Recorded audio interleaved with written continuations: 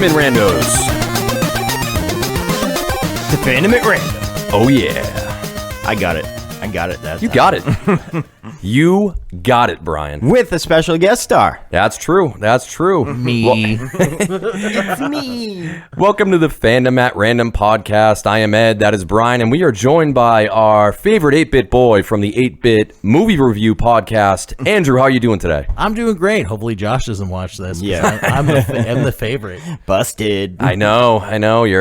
We'll have to have Josh on, and maybe we'll have the randos hop in and say, all right, who did it better? You're a favorite right now. Yeah, of course. When I'm not here, let's see what you say. Right. But we have a episode today that I am so excited about. I know you gents are equally excited. Oh, hell yeah. Because we are doing a random review on Amazon Prime's Invincible. Hell yeah. Thanks for having me for this one, guys. This show. Absolutely. It's a more company, the better. Yeah, and we're gonna get right into it today. There's no news at random here. We just want to talk about Invincible. Yes. And how amazing this show is. And right off the bat, I'm going to mention there's gonna be spoilers. So if you have not seen Invincible yet, hop on Amazon Prime, stream the shit, binge the shit out of it. Yeah. It is completely out now. The finale just aired, which was amazing. Oh, it's so good. And we're going to be talking about that. But yeah, I mean, let's and no comic spoilers, right? No, we should mention that too. So if you have seen Invincible and you haven't read the comic, don't worry about it. Andrew has delved into the comics a little bit. He may say tidbits here and there, but nothing I won't spoilery, spoil correct? anything Right. big. If I do say anything from the comic books, it'll only be what has been presented in the show. Yeah. Perfect. I haven't gotten into them yet either, so I don't want to hear shit. So you're safe. You're So, safe. not to segue, I did want to say something real quick before we start talking about Invincible. Okay. Do it. As you recall, I did ask you guys a question on your 100th episode. Yes, you did. yeah. Yes, I you would did. like Thank to you for say that. congratulations, boys. Thank you you. did it. It was Thank you. great. Now, I asked if the Avengers went bad and they went back in time to steal all the Infinity Stones. Yep. What team would you have help you? Would it be My Hero Academia, Class 1A. 1A, Yep. Umbrella Academy, The Boys, or Big Hero 6? And you guys tossed Big Hero 6. I know. Immediately. Right out the window. Right Immediately. out the window. I was going to stick up for it. Ed took the lead on that one. Blame him. He was like, yeah, no, that's right out. I'm like, okay. And I'll make Fuck, this it's quick right because out. I know we have a time. But first, my Class 1A, worst choice. Racerhead, can he erase Tony Stark's equipment? That's true. Thor gets Very his power true. from... Well, actually, Thor doesn't get his power from the hammer. But still. It's debatable. Debatable. It's debatable. Yeah. Umbrella Academy, no teamwork there at all. Right. 5, he's a mess. Big time. And now you gotta think, Big Hero 6, you got a mechanical engineer, you got a chemistry major, you got an inventor and genius in robotics. Yeah. You got a physics major, and also you got a stoner Tony Stark who rides in a giant That's true. dragon suit. Sounds like very a bunch true. of nerds to me, man. Fucking nerds. And I think they can handle it. And also, I didn't know, did you guys know that Big Hero 6 is part of the Marvel Universe? Yeah, I knew. Is it really? Yeah, Oh, yeah? I knew it was a Marvel property. I didn't know that. if they involved it into like the whole everything else universe. Yeah, I don't know if it's the movie universe, but I know Yeah, I know it was a Marvel property. that they've crossed paths with Spider-Man, and they've also sometimes have done major upgrades to what's his name? BMO. Baymax. Betamax. BMO. BMO. But I just want to bring up real quick. I think they would Good actually point. have been the top team, but I threw them in there to kind of throw you guys off and see what you Right. said. Yeah.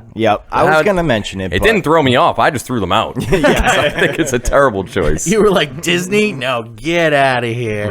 But no, we appreciate the question, so Yes. thank you. Let's get into Invincible. So Invincible is an Image Comics universe superhero created by Robert Kirkman. Again, Kirkman. if you have any Walking Dead fans out there, you're very familiar with Robert Kirkman's work. And artist Cory Walker. So Invincible first appeared in a preview as part of Savage Dragon number 102 back in August of 2002, before graduating to his own self-titled regular series in 2003 as the premiere title in Image's then superhero line. And again, if you've seen it, you know what it's all about. If you haven't seen it, check it out. Hell yeah. And before we get into, so we're going to kind of break this down. We're going to do some like non-relative plot related conversations, and then we're going to get right into the thick of the plot. But before we do, there's a little bit of Invincible news, which actually dropped on the episode finale premiere date. They hopped on Twitter, and Amazon came out, and it's been greenlit. This was a concern leading up to it because it got all the way to the finale, and by all accounts, it's been doing really well. Reviews have been great. Ratings have been way up with the number of streams, and it's been greenlit 2 more seasons. So it's at least going season 2 and season 3 for now. And the creators themselves said they feel they could do the adaptation justice based on the comics, which are already complete, if they got 6 to 8 seasons. Oh, yeah. And I don't know if you heard, too, Eric Larson, who does Savage Dragon, great comic, by the way, even gave Kirkman the okay to use Savage Dragon in the series because Savage Dragon does pop up a couple times in the Invincible comics. Nice. We saw Savage Dragon. He was in the end of the finale. Was he? Yeah, he pops up. I believe that's him going into Machine Head's office. Remember, takes on the form of the dragon? No. Actually, That's somebody else? Nope, that is what is his name? I know his name. I have it right here. Go all the way to the end here. Maybe it was Polite Dragon. It's that's Mr. Liu, the leader of the Order. Oh, okay. Who he's actually pretty cool, but in the comics, for where I'm at, he's pretty brief. But he is part. The Order is actually, and I'm not gonna. It's not a big spoiler for the next one. But it's kind of like an evil villain group. Oh, yeah. Interesting. I mean, the Order sounds pretty evil. But Savage Dragon kind of looks like the Hulk, but he's got a big fin on his head and he's buff. He's a dragon cop man. The comics are very interesting. I could get on board with that. And I mean, we're gonna get into like the crazy amount of characters that are in this show. But so before we get into the plot related shit, let's do non-plot. So the animation was pretty damn crisp. Yep. It based on the actual comics and then adapting it to the actual television show. It was good, if not inconsistent.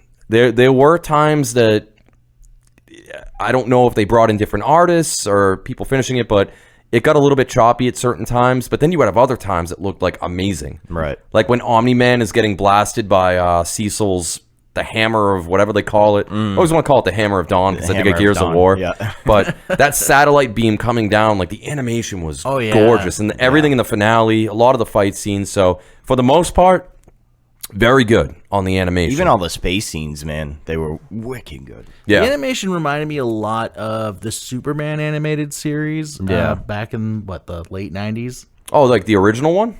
Yeah, when it was like the Adventures of Batman and Superman. Right. Yeah. Yeah, they definitely harken back to a lot of that.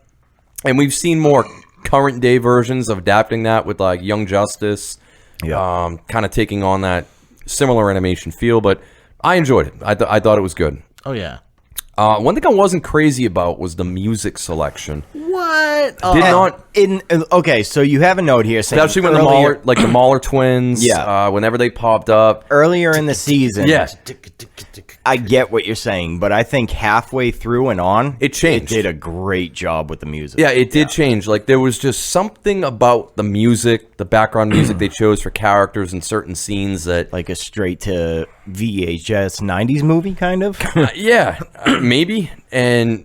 I don't know. It just didn't, at least early on, it didn't jive with me. But then it really felt like they shifted about, like you said, Brian, about halfway through. Especially with the vines at the... Was it the vines at the end? The hives, but definitely... Oh, right. They sounded exactly the same. Right? Yeah. But yeah, so they upped their game a little bit going through the season. I thought they ended with a great song. Yeah. See, I thought the music was great. I loved the score. It kind of reminded me a lot of like the stylus music that they used in like Thor Ragnarok, like when he's on that planet and they're on the spaceships and stuff. I can see that. And I think it kind of gave like a different feeling from your usual particular superhero animation. Yeah. I mean, you got Andrew over here who he's chilling in his car with Baymax turning up the Invincible soundtrack. BMO. So with BMO. I can't. I don't know, man. I don't think I can take your opinion seriously anymore. Out. So we gotta get Josh in here. Where's Josh? Right. Josh, to get on here. To be fair, though, I agree with the music. So yeah.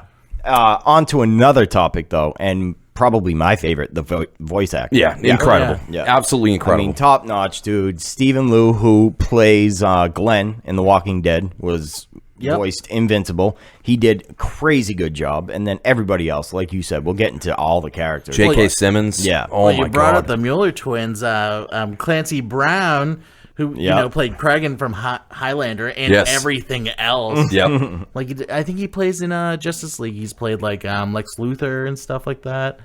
Yeah, but the voice acting talent, and honestly, I think this may have been a part why it was so difficult to greenlight seasons 2 and 3, because to compile this much, like this many good actors and voice talent in one show is kind of uncanny, especially when you're trying to, like, now you got to work with all their schedules, and you know it's easy to get a one season in. It's like, all right, we'll make this happen, but now you have to align all these people's careers and say, okay, we need to get everybody back in. We're doing this again. But it's been so well received, and it seems like they all love doing it, that I'm not too concerned. They should be able to keep everybody here. Yeah, I think they'll pull it off, especially because, like you said, how it was received. Oh For yeah, sure, big time. And I messed up. The Mueller twins were actually played by Kevin Michael Richardson. Yes. Okay. Amazing voice actor. Yeah, I mean, there's a... And we get Raffi for fucking Rexplode, so that was awesome. My boy Jason Mantzoukas. Yeah. Oh, I love Jason Mantzoukas. I was so just good, waiting man. for him to talk about taking a dump with the door open and a kid in the bathroom or something. Like, Oh, it's so good. Let's get into the plot now. And we're going to jump around quite a bit. I jotted down some random notes. I'm sure you guys have random things we're going to jump to. But guess what? This is Fandom at Random. We keep shit random all the time. It's all random. So strap in. Or Strap sit down, on. sit down and strap on. So episode 1, and we're not gonna cookie cutter go. We're not gonna go through every single episode and go through what happened. We're just gonna bounce around. So, but I do want to mention. So episode 1, it starts out very cookie cutter. Yeah. For I was on the like fence. I was like, 95% of this episode, and I enjoy superhero and comic book animation shows anyway, so I wasn't put off as some other people I've talked to. I actually know people that I've been like, dude, you got to check this show out. It's amazing. Yeah. And then they're like, oh, yeah, I got like halfway through, and it was, I don't know. It's like every other superhero show. Which And I enjoyed it, but I was like, why is everyone going crazy about it? And then You just it gotta happens. keep going. It happens. But like Ed, I was the same way. I was like, oh, I love this cheesy superhero stuff. Yeah, it was cliche. And- You know, ironically, you know, a lot of comparisons are going to come up with another Amazon Prime property, The Boys. Yeah. Which they also do a good job of taking a lot of the stereotypical comic book bullshit that comes up, and while still doing it, put a fresh spin on it or kind of turn it on its head. Yeah. This show does that all the time. I was wondering, I'm like, okay, I'm a fan of The Walking Dead, read all the comics, watched all the show. Where is Robert Kirkman in this show? I'm like, how is this directed? Oh, there he is, right there. So right at the end of the episode, I'm like, here he comes. Oh, yeah. Yeah, and leading up to that, you know, we get to meet the Guardians of the Globe, which it's the Justice League. Oh, Yes. God, yeah. It absolutely. literally is the Justice League. Warrior Woman. Justice League of America. Martian Man instead of Martian Manhunter. Yeah. Darkwing. Oh, yeah. Which is blatantly Batman. I was hoping they would use Batwing, but it's the Batwing. It's the Batwing. I kind of wish Darkwing was an alien duck, because that would have been amazing. That would have been nice. When Darkwing Duck. But another quick little thing. Did you know that all of the Guardians of the Globe were voiced by Walking Dead actors? Oh, yeah? Yeah, Yes. I did notice that. Yeah.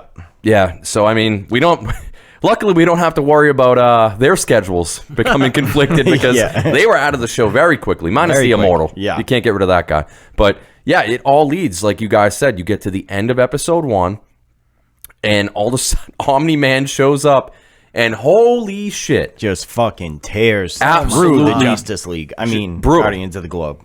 Absolutely brutal. Like that scene where he just has Red Rush's head. Yeah. And you see Red Rush just hitting him as fast as he can, and just and the head just pops, and I was like, I love this show. Dude, cartoons. God. I don't know if the cartoons ever left me with like shock.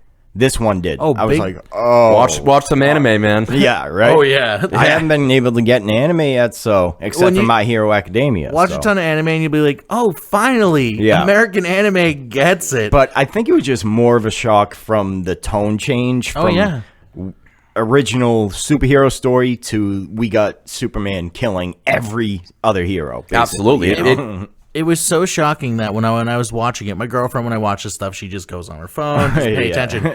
I was so glued. Then all of a sudden I heard from behind me, "What the hell?" And she was just like white and in shock. Like, what just happened? Yeah, he went from Superman to Brightburn. Yeah. In like a matter of like a minute. Absolutely. And, you know, it was crazy, and I love the fact that we didn't get a reason. Mm-hmm. Oh yeah. Yeah, we didn't get there was no leading up to it. We saw him team up with them to actually stop the Mauler twins. Yes. I believe it was the White House, but there was nothing. He just showed up and did it. Yep. And that gave me, like, I did not want to, I enjoyed it so much.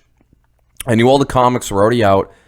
I got right here, the Ultimate Collection, Volume 1. Have not read it yet because I wanted to finish the series first because I wanted to be surprised. Yeah. Like I mentioned, that was one of the reasons I like WandaVision. Like, I had no idea what the hell was going on. And I'm like, why did he do this? I was expecting to find out in episode 2. You really don't find out until the finale. Episode 8. Yeah. But yeah, it absolutely amazing scene. And what makes it great is, like, you know, I like spoilers, so I read a lot of the comics and found out the why. But that scene in the comics, again, well, it's a comic, so it's quick. Yeah. And seeing it animated, just makes it Felt like it so went much on more forever, impactful. yeah. It was insane. I was just like, whoa. By the way, Muller twins, favorite villains. Yeah. They're awesome. They're I pretty love good. them. Yeah. Yeah, they're so good. I get like super like Lex Luthor vibes with like With a clone. yeah, pretty Or much. like Lex Luthor, Alex Luthor type thing, you know? Yeah, a little bit. I could see that. And I just love the, well, I'm the clone. Yeah. No, you're the clone. original. So a lot of this series too, it's called Invincible, so it follows Mark, and you get to see the relationship he has with his parents and his dad, Omni-Man, and how that develops, especially after he develops his powers. Right. And you kind of see a sneak peek of it, like in that first episode where, you know, they're training, and his dad all of a sudden just full on opens up and wails on him. Yeah. And like he's expecting, like, he's a comic book fan. And he's a comic book fan in a world where superheroes actually exist and are real. And fuck you up. and that was another reason, like, you know, I'm an avid comic fan, superhero fan. I know you guys are too. Yeah. And I think I was able to, and a lot of people were able to kind of put themselves in Mark's shoes and just say, oh my God, like, if I could get superpowers and this or that, everything is going to be so perfect. I'm going to be this hero. Everyone's going to love me. But this show does a good job of showing, like, the dirty work of being a hero, and like that they put their lives on the line every single day. Absolutely. And I think that's what the show does best in the comics. Like the comics, they kind of do that, but again, they kind of make Mark a little like he gets it pretty quickly. Where in this, I love that he struggles more. You can see he's struggling with depression with dealing with this. Yeah. He had Smallville syndrome where he couldn't fly for like the first 4 episodes. Yeah. Or no, he couldn't land or something like that. Yeah. But watching him struggle through that was, and actually what set it apart from the boys, whereas there's a lot of likeness to that show, we're getting it from a superhero's point of view, trying to learn how to live in a fucked up superhero world. Yeah. You know? Yeah. And just realizing that things can go south very quickly. And you may not be very invincible when you meet up with your own dad. Dude, and Mark gets his ass beat like a lot. It almost got to the point where I'm like, all right, dude, this is getting to be a little much. Let's move on. But they balanced it pretty good. Oh, yeah. Yeah. By the way, did any of you see what his favorite comic book was? Seance Dog? Yes. Oh, God. No. Which is crazy because I don't know if they're going to do like a parallel universe kind of thing. Because in cool. the book, it's Science Dog. Yeah. So I don't know. Like there's certain changes that Robert Kirkman did that I'm like, I think he has a plan. Yeah. That'd be cool. Interesting. I mean, why like not like a set up multiverse type yeah. theory? I would think so. Like, why not? I would be up for that. Plus, multiverse. Come on, Marvel guys. It's hot right now. It's becoming such a huge thing, and DC is grabbing at it as much as it can. But I think it's, you know, it is funny in, again, talking about irony, that the fact that he names himself Invincible, yet he gets his ass beat all the time. Very much. Like, by all these people, and then eventually his dad, which we're going to talk about in a little bit. But I think it's more, the name is more, his actual like his character and his morals, and that's what's Invincible. Like no matter how badly he gets beaten down, he still doesn't give in. Right. And He's such a good character. Yeah, he is. Yeah, and my son's name is Grayson, so I was like, all right, cool. Right. It's kind of a little other nod. Is he invincible? Honestly, dude, like I seen that kid do some crazy feats of strength. He might be. One of these days, I might have some Viltrumite in my veins. He's gonna Hulk swing Ed like, and you're just gonna like, fuck, Puny God. yeah, puny Ed. So I've got another kind of a big bombshell topic to talk about. Before I do, I've been talking a lot. Is there something else? Is there another topic you guys want to talk about? Up to this point, I mean, no. Also, the side characters were amazing as well. All the characters involved in the show played a part. Actually, like, were involved in this show. They weren't just throwaway characters. Yeah, let's talk about them for a minute. So you had his best friend William, who was a cool character, became his confidant eventually. He was almost like the proxy viewer, kind of. In a way. In a way. You know? Yeah, He in was a way. normal kid watching this super kid get into it, you know? Also we kind of skimmed over her, but she did a terrific job. Sandra Oh voicing Debbie Grayson, which I've actually heard a lot of she's people. awesome. Christina Yang, man. Yeah. So Mark's mother. I've heard they've given her a lot more to work with in this animated show than they did in the comics. Yeah. I guess in the comics she's just kind of there, and in this, like, That's a shame because she's awesome in the show. yeah, and yeah. I love the fact that like she is essentially married to Superman, and you know he has all of these things that he's doing around the world, this or that, but she still, at the end of the day, like, she still has her own job. Yep. She's still like, she is her own woman, even though he is the most powerful guy in the world. She's still doing her own thing and like representing. Now she can just get her wine from Italy, like, straight up. Yeah. See, I like that they made that change because you're right. In the beginning of the comics, it's like she's just kind of there. And then later on, they start to kind of make her a character. Like, she gets a job. But I like that they just integrate that in, just like, that's the thing. And also, William, by the way, played by Andrew Reynolds, if you're a fan of Big Mouth. Plays, the gay kid, I think his name's Matthew. Yeah. One of my favorite characters in Big Mouth. Yep. So, and then really the couple other, like you mentioned, side characters we have, a big part of them is the team, which eventually becomes the New Guardians. Yeah. Yes. Justice League. All led by Robot. Zachary Quinto, man, another. He's so good. So good voicing Robot. Yeah. But you have, so there's Robot, there's Adam Eve, Rexplode, which we'll talk about in a minute. Oh my God, I hated his character. Yeah. So goddamn much, but that's a testament to he's doing a great job voicing him. Right. And just the way he was written, I hated him. But by the end, Yep. I'm like, you know what, Rexplode? Man, you're growing on me. You got a notch in my book, sir. You're growing on He's me. actually my favorite character. Like, and not just because I love Jason Mantzoukas, just the way his character development is.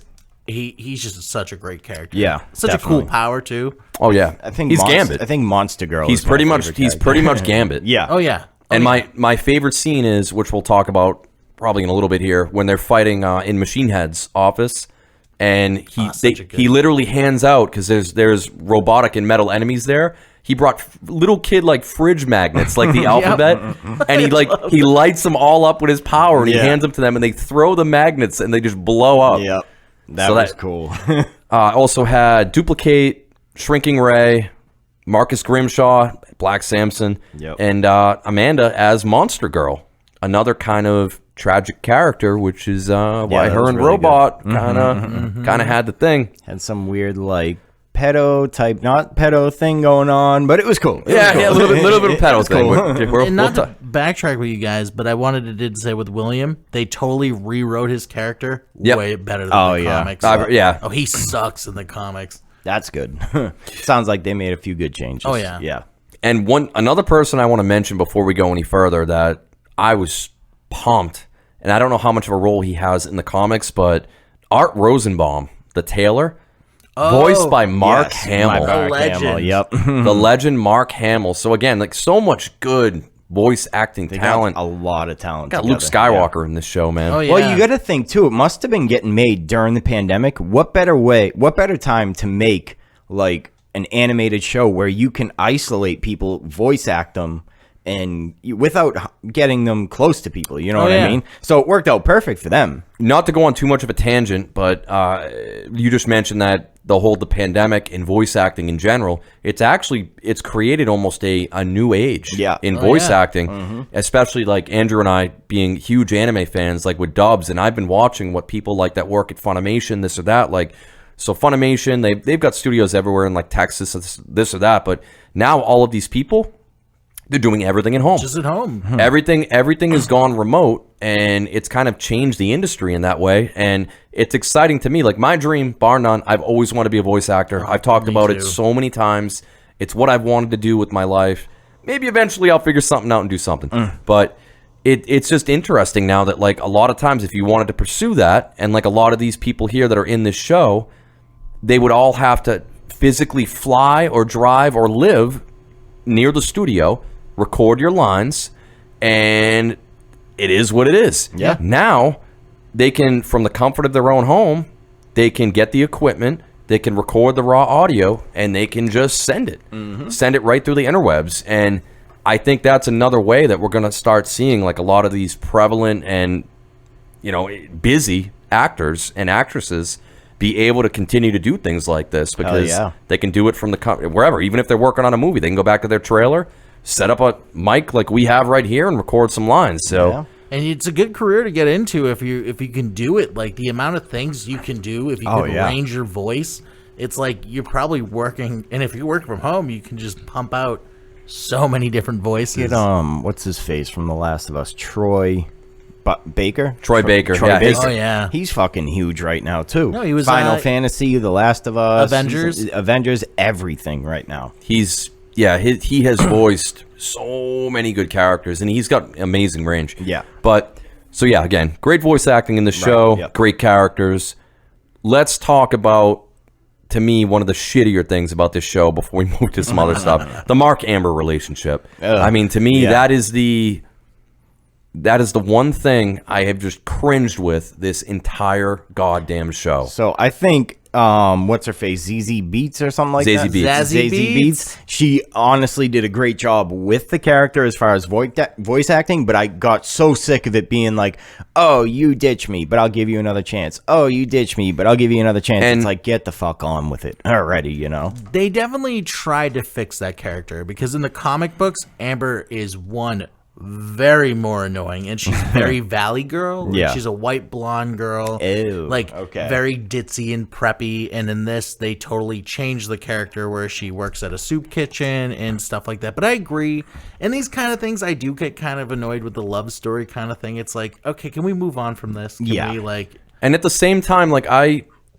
it bothered me later than it did earlier, because earlier in the show, as much as it annoyed me, I understand they're teenagers. They're high school kids. Yeah. They're dealing with the bullshit drama.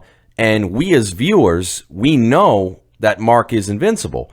But we know Amber doesn't know that. Yes. So we're holding out like, okay, well, she perceives that he's unreliable. He's ditching her left and right. Even though he does nice things when they're together, he's not there when it counts. And the same thing like the attack at the college.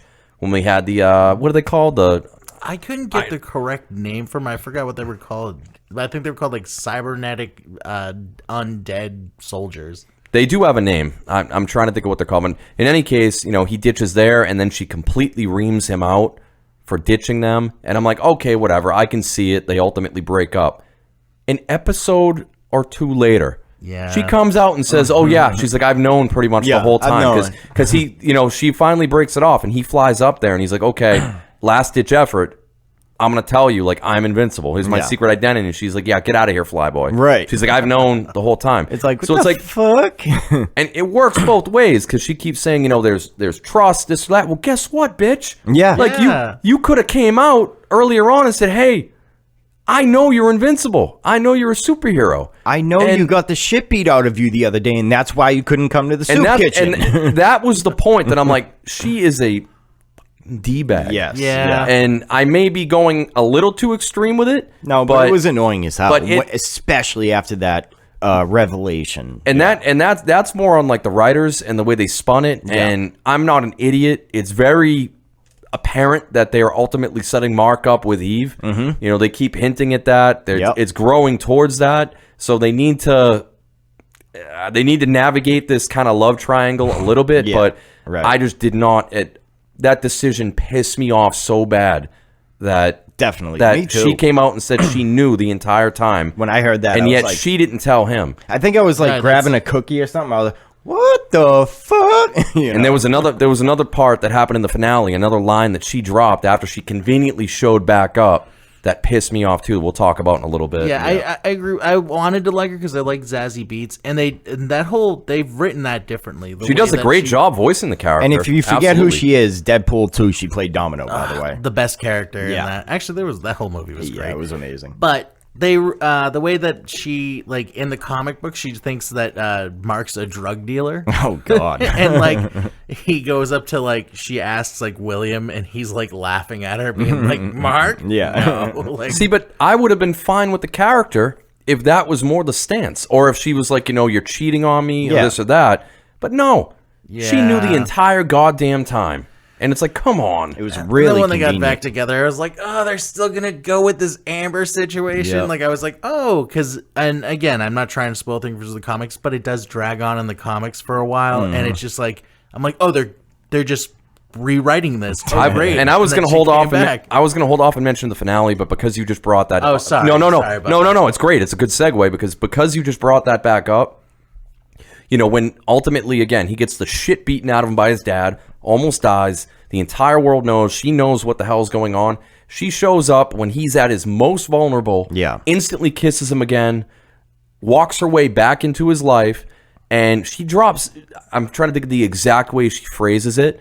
She's like, I guess we were both lied to. It's like, you're trying to make what he just went through, right? Like that you're equal now, so now it's cool that you can be together because I'm sorry. I totally feel your pain. When you lied to me about being a superhero, it was like even though I knew you were a superhero, oh my God. It was like my father was beating me into a mountain. I feel your pain, Mark. No, you do not. What a story, Mark. Right. Oh, your father threw you through a building and people as well? Then, like, out of nowhere, he's like, you're tearing me apart, Amber. Oh, so good. We need to do a cast on The Room soon. We gotta do that. Got a watch party.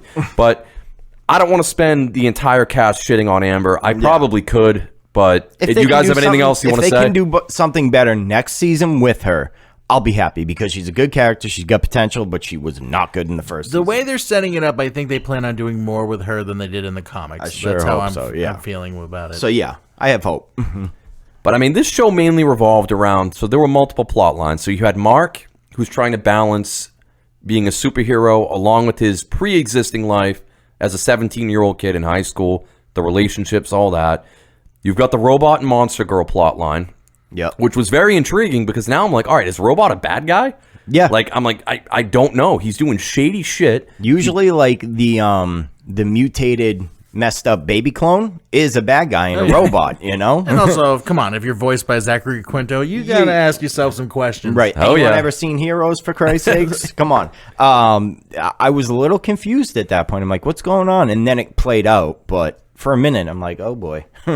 So then you also have the plot line of, Nolan, Omni-Man, who's trying his darndest to kind of deflect everything away from him, just kind of move on. Like, hey, I totally didn't kill the Guardians. Yeah. Even though, I'm not me. Even though I can, fly to the moon or the sun in about 3 seconds and get rid of the evidence, which is my costume, but I'm going to hide it up on top of a cabinet. She'll on never top check of a cabinet. Like, what the hell was that? Yeah, I don't get that. Now that you say it, why didn't he hide it on the moon? I have no idea. Why didn't he throw it into the sun? Arguments could be made. The moon that Mark might have found it when he was talking to Seth Rogen, but or maybe he just liked to smell it. Right.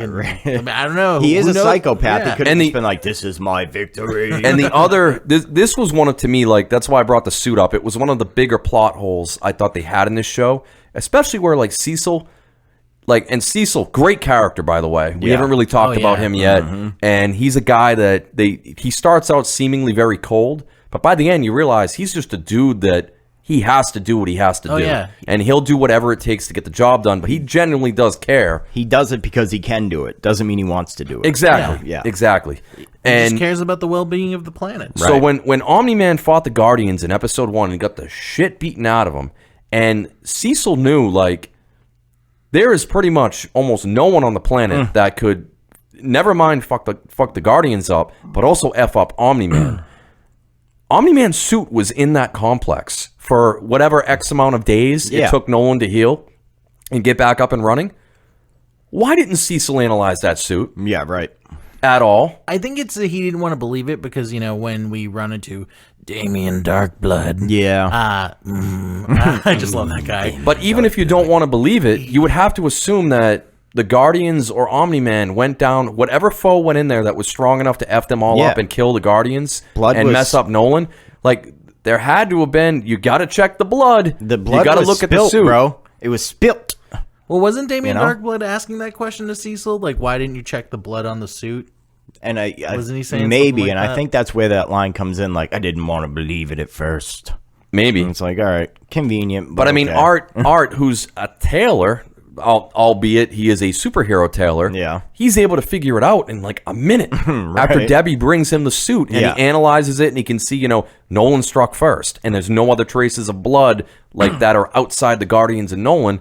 Cecil has that technology. Yes. Like, it was just a. That's I definitely understand. one of the glaring plot holes. I'm picking a very minute thing apart, but it was something that kind of bugged me. I don't think as it's time went on. as sense. I don't- like for what you're saying. I don't think it's as minute as you think, because a big part of the plot was her finding the suit, hiding it from him. Like, okay, what do I do? What do I do? What do I do? It was Let's a give plot it away. device. Yeah. But it was a convenient plot device. It was mainly just added so that they can give Mark's mother more, because in the comic books, none of that. Ultimately, the payoff, I think, was worth the plot hole, because we got a better character out of the mother. I would totally agree. Like if that was the main, and it kind of was like Debbie's kind of main avenue to take, I'm all for it because I loved her character. Oh yeah, Yeah. and we got that's how we got more of Damien Darkblood again. Both characters, not much in that sequence of things. Yeah. So, Damien Darkblood, he's pretty much like a combination of like Constantine and and that's who Clancy Brown plays. I messed that up. a little bit Hellboy, but I was getting Hell- Etrigan. See, I was getting Hellboy, Etrigan, and Constantine. Definitely getting Etrigan vibes. Yeah. All three together, honestly. Yeah. But yeah, loved his character too. Let's talk about. All right, before we get into the finale, I've got another thing I want to talk about. Do you guys have anything else? I've been talking a lot again. I mean, no, I think we covered a lot. And we're not going through episodes, so what was it? D.A. The guy who created the zombie guys. It was. Hold on, I had it right here. D.A. Sinclair. Yeah. Do you know who he was played by? Ezra Miller. Yeah. Ezra Miller, the Flash.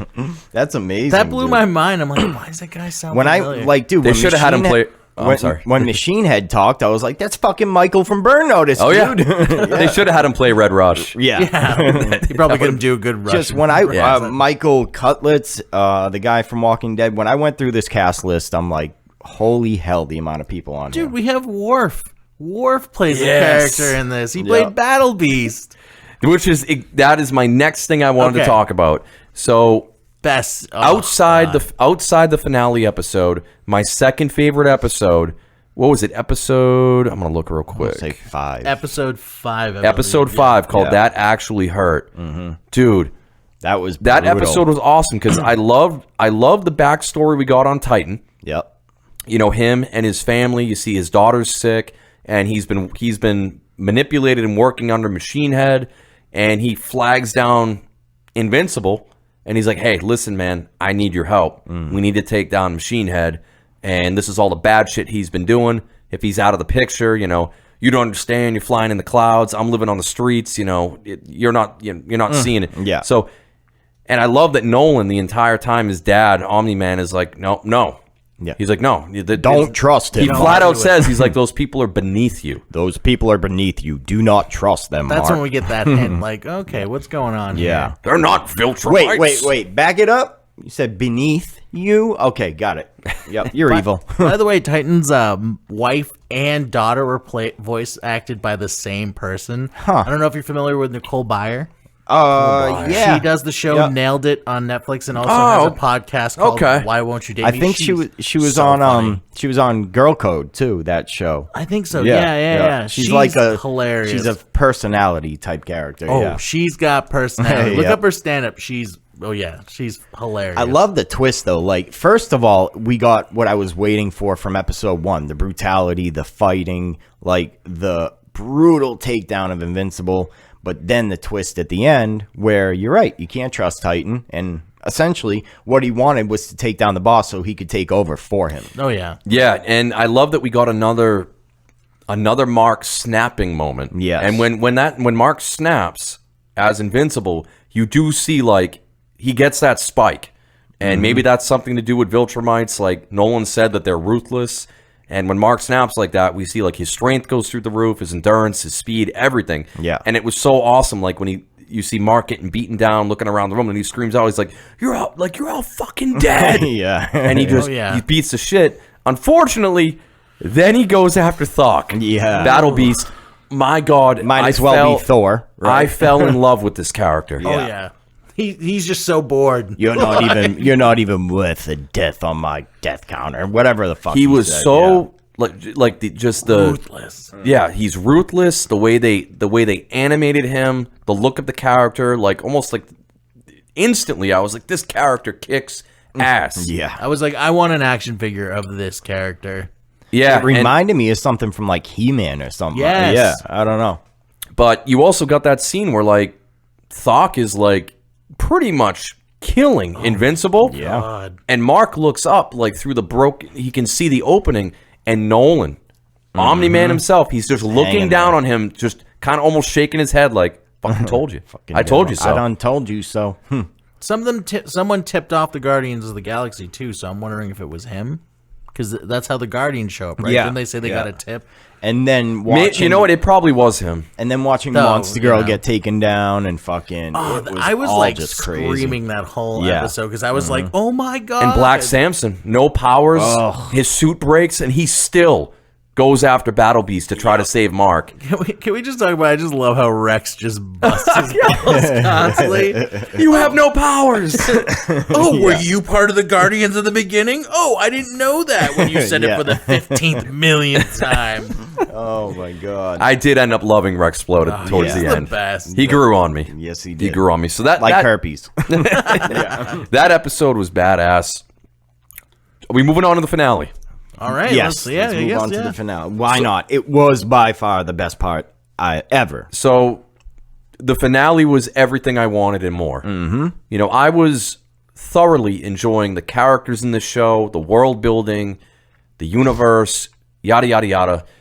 And I'm not going to give out my random review score yet. We'll talk about that soon. But Right. let's just say it was already very, very high up. This just finale my exceeded my God. expectation. The first 25 to 30 minutes of this episode, holy shit. Yes. God damn. It was like soul crushing. I was like, oh my fucking god, And is it going on right it now? killed me too when like Mark instantly off the bat says, "Dad, like I'll save you." He starts hitting him, Yeah. saying, "You're being controlled. You're being this or that." And Omni-Man is just sitting there taking the hits Yep. because it's nothing to him. And he's like, listen to me. Listen to me, Mark. And I thought that I figured the fight was going to go south at some point, and Omni-Man was going to start fighting Mark, this or that. I had no idea, like how far, like, and dude, J.K. Simmons and Stephen Yeun, just the voice acting in this finale, Yes. that they had going back and forth was unbelievable. Do you have like a round of applause thing for that? You should give applause to Stephen Yeun. I on that should let me. because- Or just like an because like the way that like he, Oh, here it is. My round of applause button. because the way that like he even had his voice crack on how he was just screaming and just being like, "It's not true. What about Mom?" And I was like, that is really good voice acting. So right It's there. unbelievable. You should have seen him in. If you haven't watched Walking Dead, his death scene. Spoiler. Whoa, Should have said that first, I guess. Yeah, But you usually gotta. I mean, fuck off. It was like some of the learn- biggest pop culture news when it happened. If you missed it 5 years ago, that's on you, bro. he's a great actor, period. Oh, yeah. Great voice actor, great actor. Doesn't even matter I which did one he's get doing. that spoiled for me when I was reading the comics from a friend of yours, Dave Reardon. I told him I was reading them, and he was like, "Oh, so yeah, you read how Glenn died, right?" And I was like, "I just picked it up today." Oh, No, I didn't. No, was no, like, I didn't. "Oh, I yeah. thought you This is why we always say spoiler alert Right. at the beginning of the episode. Even if it's after. Yeah. And So- also, reading the comics too, when you get to this part, they don't go to this extent. Like they See, kind of that's a tell you about shame. the damage, Yeah. but the comics they can only do so much. So like, even if you decide to go ahead and read the comics, the animated series takes that and makes it better. Yeah, yeah. Like, oh, the show is so good. I mean, just the part where he's like, "Where are you going to be in 500 years? Who's going to be with you?" Or something like that. So that Yeah. that we're definitely leading up to that. Yeah. So before we get to that, episode starts out and it's Mark just being, or I should say Omni-Man at this point, just laying it down. Oh, God. Absolutely just Yeah. just he's probably doing more damage to Mark just by talking than what he was with hitting him. Because just saying like everything about how, humanity, like it doesn't matter. Earth doesn't matter. You're a Viltrum blood. This is what we do. You're going to live, thousands, if not tens of thousands of years. Basically, Hitler times 100. oh yeah, Kind of. And like, 1,000. dude, oh my God, when his wife, Debbie, is on the live on I the scene felt for her, and man. like they've Yeah, got the dude. drones watching it at Cecil's headquarters, and like he flat out, did you even love Mom? Was it real? And he's like, I had, affection for her more as a pet. And you just see her collapse, and I'm like, dude, holy yeah. shit. Like the delivery in those lines is amazing. And then obviously Mark snaps. They start going back and forth, blow for blow. Oh, dude, the scene with the two fighter pilots that come in. oh man, And Omni-Man just eventually lays waste. Mark saves one of them. The chute won't deploy. For nothing. He goes down, saves him. The guy thanks him so much. You saved my life. Thank you. Yeah. And Omni-Man just pop It's like, blows this his is head a off. waste of time. Yeah. You just wasted time. You And just wasted 5 seconds of your life. Yeah, and that's pretty much what he says. Yeah. He's just like, this is all, everything is trivial. This is Meaningless. all trivial. We want to give these people a better life. And this is really when an Omni-Man dude with the red eyes Oh my after God, fighting yeah. Immortal, and he's just so menacing. He's covered in blood. Yeah. And then he just starts, he's like, all right. He's like, I need to give you, this is a true Viltrumite upbringing here. It's tough love, son. reality check right here. And he beats the ever-living shit out of him. And leading up to this, oh my god, Cecil hinted at it multiple times too. Like, there's only one other person on this planet that is our kind of our backup option that Yeah. might be able to stop him. He says it's Mark. Actually, Cecil, it should have been Battle Beast. I mean, if, right. if Machine Head can hire him for money, what the Yes. hell, man? Get Battle Beast What on. can you do Get for Thok. him? Get Yeah. Thok on the phone to Yeah. fucking help with your Omni-Man I don't problem. think he wants money. I think he just wants a challenge. And there's Almost- the challenge. Nothing better. I almost took what Cecil said as kind of maybe not stop him strength-wise, but mentally, because that's the only way Omni-Man can be stopped. I don't know if it was Can he, that deep or though? not. He's pretty smart. I didn't know, just because Mark could get through to him in some form, which So in the end, you brought that up, and debatable. I'm glad you brought that up, because that was something that I felt too. Yeah. It wasn't necessarily strength. It was more Cecil thinking that if there was any shred of decency or Yeah. anything left in Omni-Man, raising Mark as his own son, as Invincible, that maybe he wouldn't be able to do it. Absolutely. And you can see Cecil's face. It just becomes horrified as he realizes that Yeah. I miscalculated. Fuck. I was way off base with that. Dude, we completely skimmed over him. We shouldn't have. Super quick shout out to Donald. Yes. Oh, Cecil's yeah. right hand man. Oh, that my guy was God. awesome. He was a and badass at the he end. went out like Yep. a G. Like a champ. Oh yeah. Oh, Donald, great character. Yeah. Everyone run! Just shoots him in the face with basically a Nerf gun. And he's like, Yeah. I got this. Yeah, he was awesome, man. Oh, he Loved that knew- character. He knew he was screwed, so he's like, whatever, might as well just try. Right. Went out in a badass way. And I So- mean, dude, Walton Goggins, who voiced Cecil, he was in Justified. He was Cecil. He was a Justified. Cecil. Oh, Cecil. Cecil, I'm thinking of Cecil from a different show, I think. He was great, too. But, yeah, Donald went out like an amazing hero he was, and So we got to talk about it now. So Omni-Man lines up the punches the shit out of Mark. He goes miles, crashes through a skyscraper, shoots along a busy city, almost looks like New York, finally comes to a stop. Mark flips up and looks ahead of him. It is chaos. Great scene though, the way that he stops and grabs. Oh yeah, the he grabs the gravel, Mm-hmm. and because that's when he's realizing too that everything his dad is doing, as much as he's hitting him, and Mark is getting hurt. It's more so what's going on around Mark. Yeah. Mark is in a world where everything is made of glass compared to him. Good way to put And it. and he looks up, you see the skyscraper starting to fall, and he goes, oh shit. He goes up, he's trying to stop it. You see the mother and her daughter. yeah. And he's like, I'll save you. I'll save you. Oh shit. It all crashes down, and he's still holding the arm, and he looks, and it's just dismembered. The little girl is now dead. Ugh. And dude, then it's like Omni-Man flies down while still floating above his own son, and he's like, you did this. Yeah. Yeah. He's like, you brought this on them. Okay, Dad. Yep. Like, And he, no. Good talk. Mark flips out again. He tries to stop him, and it's just doing nothing. And then slams him down into a this subway. part- Oh, this boy. part, Oh, boy. I seriously screamed the whole Yeah. time. And God. just holds him up, oncoming train, and he's like, again, just the entire time, none of these people matter. Train They're meet all Mark. cavemen.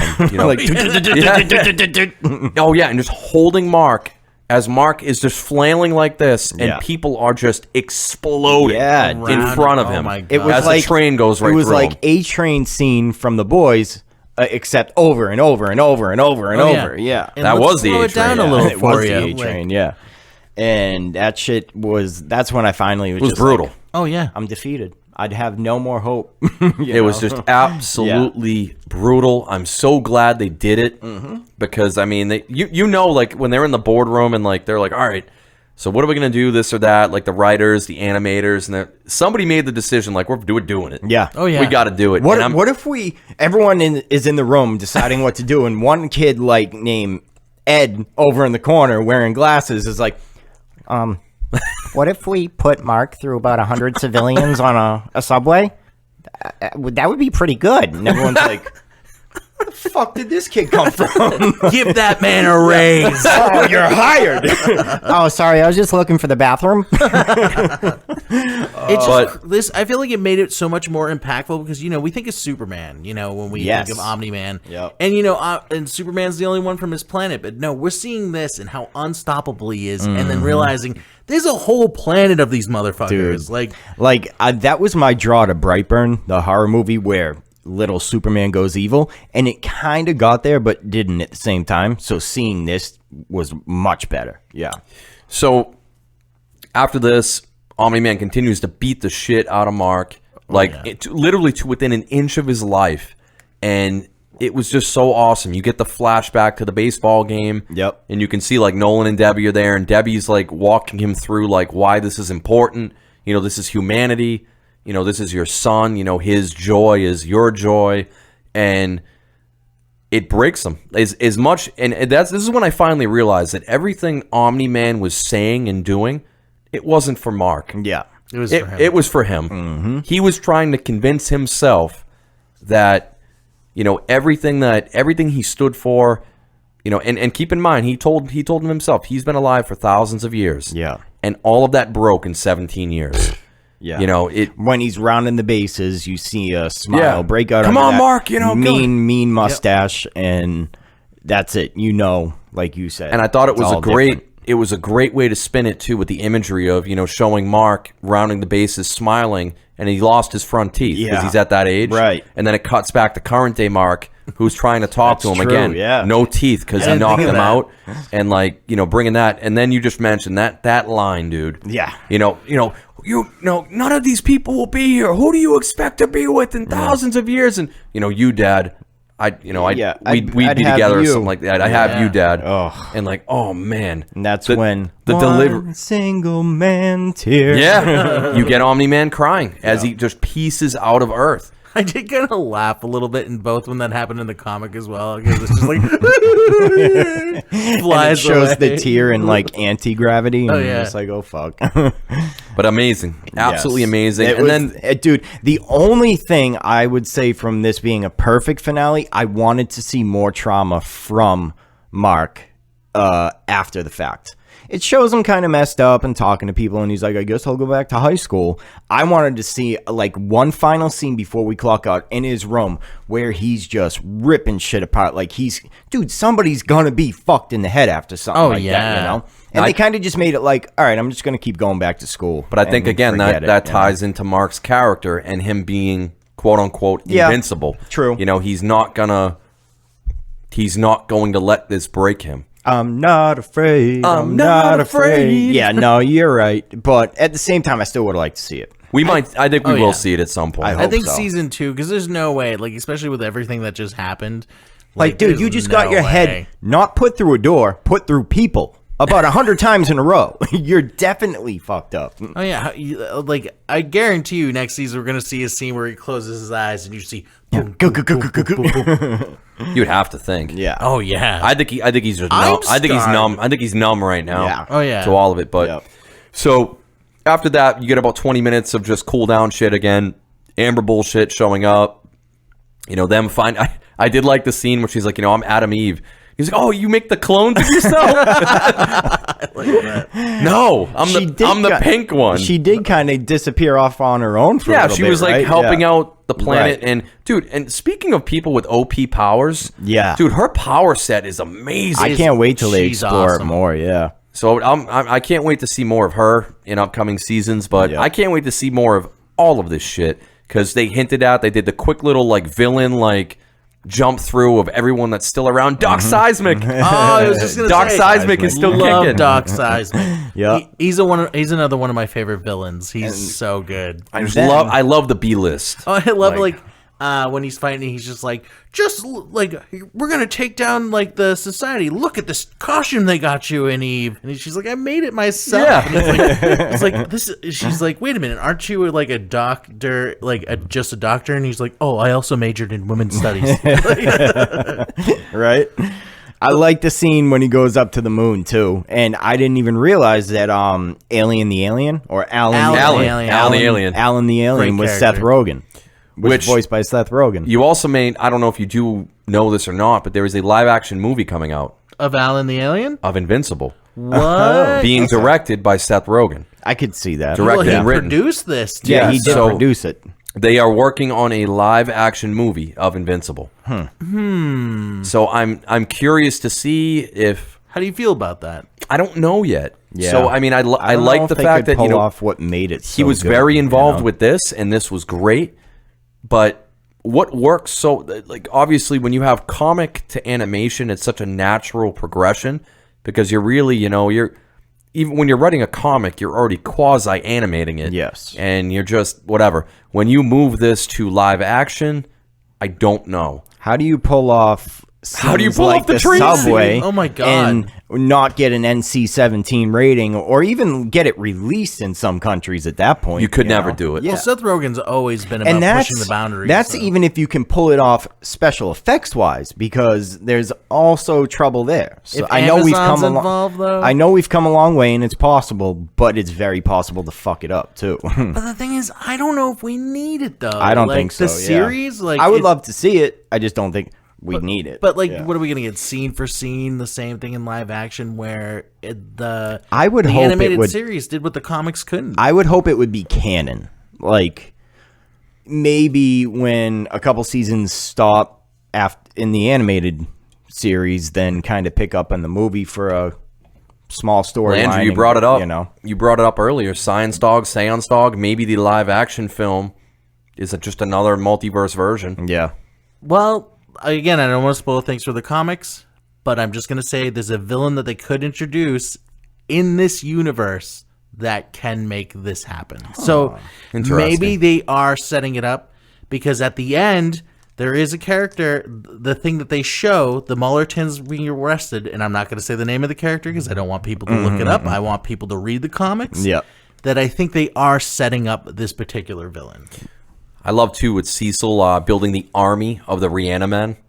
I thought it was kind of they show that later in the comics that they're using them, but the way that they threw them at Omni-Man, I think it was in the second to last episode. I thought it was a little too early to do that. Right. I did appreciate though that they did that. I think there was 3 of them towards the end, and they actually did give Omni-Man a little bit of trouble because I know a complaint that I had, and I wasn't alone. I have a buddy I work with who's been watching the show as well. They said it seemed really odd that Mark struggled with the Reanimen so much when he went to the college campus. That's right. So it was kind of refreshing to see that Omni-Man struggled at least a little bit for a second. Yep. But kind of like somebody struggles with a couple mosquitoes out in Maine. You know? All right. In any case, we're getting to that time here. Yes. We got to hit up with a random review scores. So, guest of honor, we're going to let you start this off. You take it. So, scale of 0 to 10, and you can use decimal scores if you want. So, what would you randomly rank season 1 of Invincible? I'm gonna rank it. I guess I wouldn't. I want to give it a 10. Because I'm now like a fanboy. I'm reading the comics. I've got poker face, so I'm not. I'm not giving you anything. So I'm gonna give it fair. I'm gonna give it a 9. I do agree with you with the Amber thing. I feel like the way that they're finagling that, I don't think it's really needed. If they're gonna build up to something different than they do in the comics, then maybe I'm for it. Yep. But the fact that I'm giving it a 9 is because there's so much in the season 1 is stuff that happens way later in the comics, and the fact that they're getting it out of the way now makes me love it even more, because it's like, okay, the comic book readers are going to see this show. Let's get this out of the way, and let's start getting in some new stuff. The writing's great, the humor's great, the animation was great, except the cell shading stuff in the final episode got a little meh. So, without going on a tangent, 9, baby. Nice. Like it. Very Brian. nice. Brian, what about you, my friend? So, okay. I agree with a lot of what our friend Andrew here said. Friend is a strong word. Let me also say that this is the first animated series since I was a kid and watched Batman or whatever that kept me wanting to come back week after week after week. I was the same every Friday. I was counting down the days. My Hero Academia, I'm binging, so it's different. But this one is the first animated series where I wanted to see it. That gives it a boost right away, and I would almost give it a 10, but because of the Amber thing and because I think the beginning, besides a couple scenes, took off a little slow, I'd go 9.5. Beautiful. Wow. Yeah, 9.5. Well, then there was one. It was So, if Amber was not in this show, let me rephrase that. If Amber was written more, and I'm kind of talking out of both sides of my mouth. I understand. I understand they're teenagers. I understand there's bullshit going on. It's typical teen drama. right. It really rubbed me the wrong way. I absolutely loved almost everything else about this show. I love the world. And I'm not going to let everything else in this show was so goddamn good in my eyes. I can't let something like that overshadow it. So I'm in line with you, Brian. I think I'm even a little bit higher. Ooh. I'm actually gonna. I was like you. There hasn't been a show, whether it's animated, whatever, in a long time. And I went into this blind. Yeah. I hadn't read the comics. We saw the preview and we're like, oh, this looks like a cool show. Let's check it out. Watched episode 1. I was hooked from there. I enjoyed the ride. I'm gonna go 9.7. Damn. Okay. I think it was. I think that's fair though. Definitely. Especially the finale. I would have been probably closer to like a 9.3. Yeah. Maybe 9.2 before the finale hit. Finale nailed. It gave me everything I wanted. I'm so excited for seasons 2 and seasons 3. Oh yeah. Very curious to see what they can do with a live action version of this property. And if they do a live action version, my God, if they can do even half of what we've seen in the animated show, I'm going to be excited. Thinking back on it, with The Boys having 3 seasons now, I'd say they could pull off a lot. And I would see it just to see what they can actually involve in the live action show. Though the thing is and this happens to me with a lot of things that become live action, that are, especially from animation, I love voice acting. I like the voices of characters. Yep. And I think no matter how good it is, I'm still going to be a little biased. I'll go into it because, I'm a huge fan now. Right. But it's the voices that make the characters. So when we have some 15-year-old playing Mark Grayson or Rex Explosion, it's not going to be the same if you don't hear like Steven Yeun or Jason Mantzoukas' voice. Definitely, yeah. Yeah, That's I mean, it's a double-edged sword when you have someone do such a good job and like, at portraying these characters, you're instantly like locked in. Yeah. Oh yeah. You know, it's tough. Yeah. I see it both ways. But, gentlemen, thank you. We are Invincible. Invincible. Just splatter me with blood. Everybody watching, listening, thank you very much. Thank you. Check out 8-Bit, was 8-Bit Pod? 8-Bit Pod. 8bitpod.com if you want to see more of this guy. Mainly more of this guy. Screw you, Josh. I'm just kidding. We'll have you on soon, bro. Come on soon. 8-Bit Movie Review. All right, randos, we're out. Thank you. Thank you. Invincible.